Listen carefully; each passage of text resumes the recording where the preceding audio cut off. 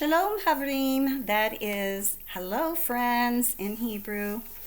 Here to share another exciting revelation in a word. I'm so excited about this one. Never saw this before, but when I saw it, it was so exciting, which led many other ways and directions. So we're going to be looking at Hebrew letters and numbers and words and the revelation of Jesus. So let's get started. So a friend in our Christian Singles group brought about a video which was talking about the three different words: Hebrew, Israel, and then Jew. And so I'm going to go real quick through those three, and then I'm going to be looking at one of those words, and that's where we're going to head. So Hebrew is Ivri in Hebrew, and the root of that is to cross over, to pass through. So here we have a wandering people. Now, like I said, this all has to do with relationship. So God chose a relationship with a wandering people, right? That's what we see here. Then we go to the word Israel. And we all know that Jacob had a dream, and he struggled with this angel, and his name changed from Jacob to Israel. So Isra the root of that means to contend with.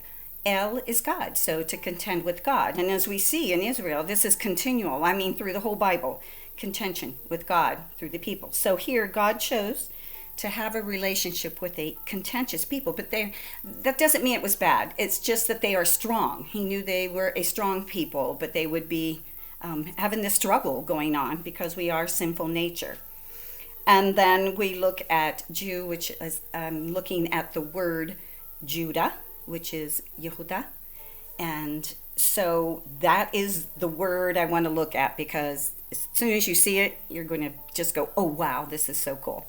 So anyways, I have it on my board here, because through this word, God chose to present a door of restoration. Right relationship with him through his son. And we are going to see that in this word. All right. So the letters for Yehuda are Yod, He, Vav, Dalet, He. Okay. You all know the tetragram for God's name, right? Yod, He, Vav, He. But in the middle here, we have a Dalet. When I saw that, I got real excited because I know what Dalet means. And that's what I'm going to share with you today. So, Dalet in the Hebrew alphabet is the fourth letter. It means door or pathway. So first of all, what made me think, that's funny to have a Dalet there. I can understand the door, but I like to look at values of the letters. And so I thought, what does that have anything to do with? Why did God use Yehuda, okay, to bring about Jesus? So I looked it up and I thought, okay, where does Judah, who since he is a son of Jacob, where does he come in the line of the sons? Is he the first? Is he the last?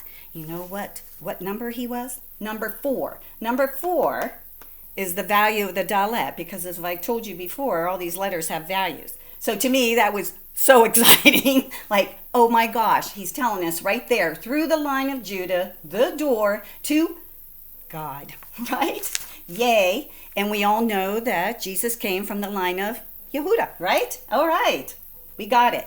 So one other thing I wanted to look at here was the word for door, pathway.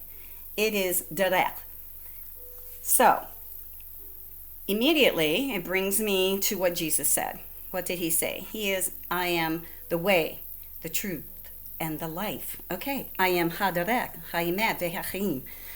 Haderech is what I want to look at. The way, the door, the pathway. Okay, what does that say here? He's telling us right there that he's the door, the pathway through Judah, Jesus, the line of Judah. It was just so beautiful to me here. And then there were a couple words I wanted to look at that has the Dalet in it, just to get a feel for some things here. So the first word is davar. Davar is the word for word in Hebrew. Now, words we know have to do with order. If we don't put our words in order, no one's going to understand us. So davar has a lot to do with order. And we know that we have to be careful with our words, right? Because it can bring life or death, we are told. The next word is daresh. Daresh means inquiry. So we are asking questions. We are looking for information. We're looking for a doorway to what? Wisdom and understanding. So that's where word comes in here. The other one is midbar. Midbar means wilderness. Davar, word, is right in the word davar. Midbar, sorry.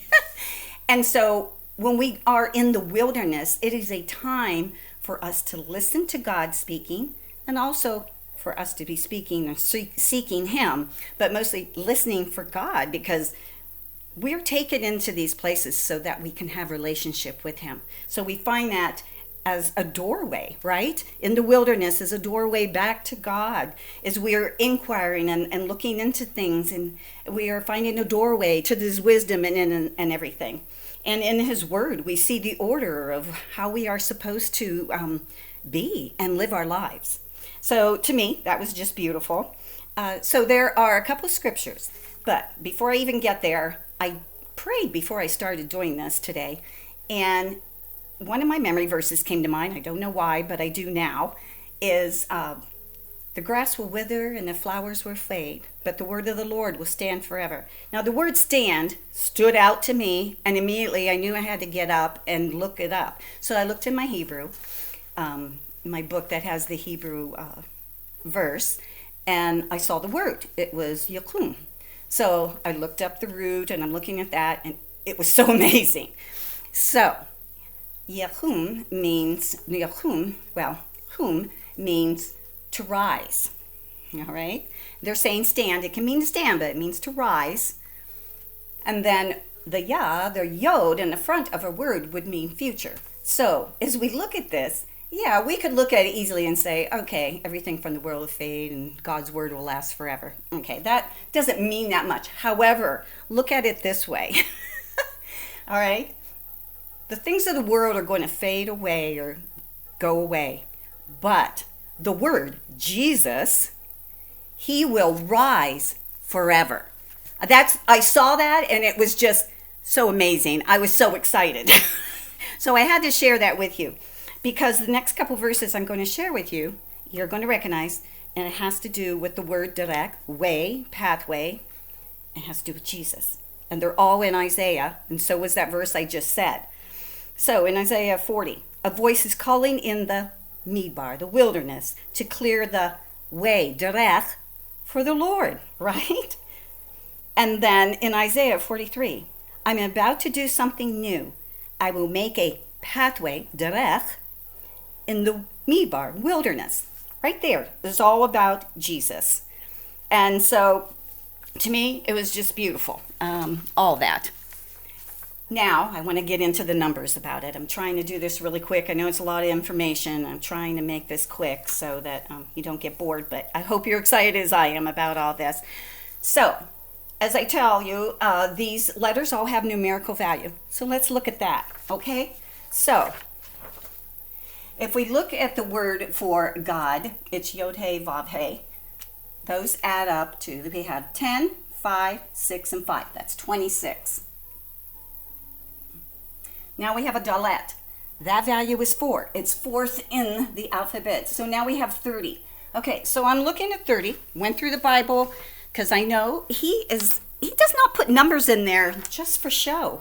They have importance, super important. Not that we should linger on those or just go by numbers, but they're there for reasons.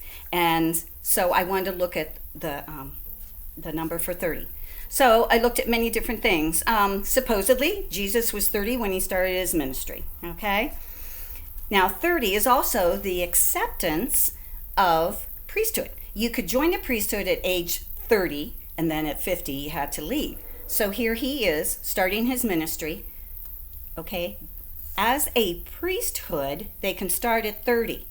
And we are told that he is our high priest, right? He is the Kohen Gadol, which is priest, great high priest. He was the one who once a year would go in and sacrifice for all the people. Okay, keep that in mind, all right, because he is our priest. All right. And then also David, he became a king at what age? 30. Okay, and Joseph, he was in second in command. That happened when he was 30. So this all has to do with transition and changing, and also with strength and power and kinghood, right? All right. So there is another way to look at this. Now, how many pieces of silver are, well, you probably don't know, but maybe, okay, did you have to pay for a slave? The slave was worth 30 pieces of silver. Okay, Judas, he received 30 pieces of silver for what? To show where Jesus was. And Jesus is written that he came as a bond slave. It is written in the Old Testament that when a slave was gored, that the other person would have to pay 30 pieces of silver to the owner for that slave. And here we see that Jesus was pierced, 30 pieces of silver. I mean, it's just amazing right there. So, also, I wanted to look at he's our shepherd, right? All right, here comes 30 again. So, in the Hebrew alphabet, the middle letter is a lamed. That letter has a value of 30. It's the highest letter of the alphabet. It stands above them all. It can look backwards, at the present, and at the future. It stands for learning, for teaching. It looks like the staff of a shepherd is considered to be the shepherd. So we look at this as Jesus. He can look at the past, the present, and the future. He is the Word. He is the pathway. And what are we told? In the beginning was the Word. The Word was with God. The Word was God. The Word was with God in the beginning. So there it is. The shepherd, Jesus. 30. Yay. And you're probably thinking, okay, what is all this about? What is your point here? Well, I am so excited about his words and the Word. We can look in the Bible and read the words the way they are and get what we can from it. But we could dig deep and deep and deep.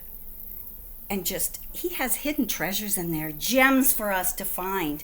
And to go into this like this just reinforces so much more to me that Jesus is Messiah. He is the King. He is the doorway to the Creator, to Yahweh.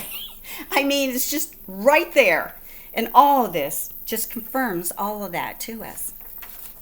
So, I know it was a lot of information. I hope you enjoyed it. But I hope this reinforces to you who Jesus is. He is Hadarek. He is the way. Shalom. Have a beautiful day.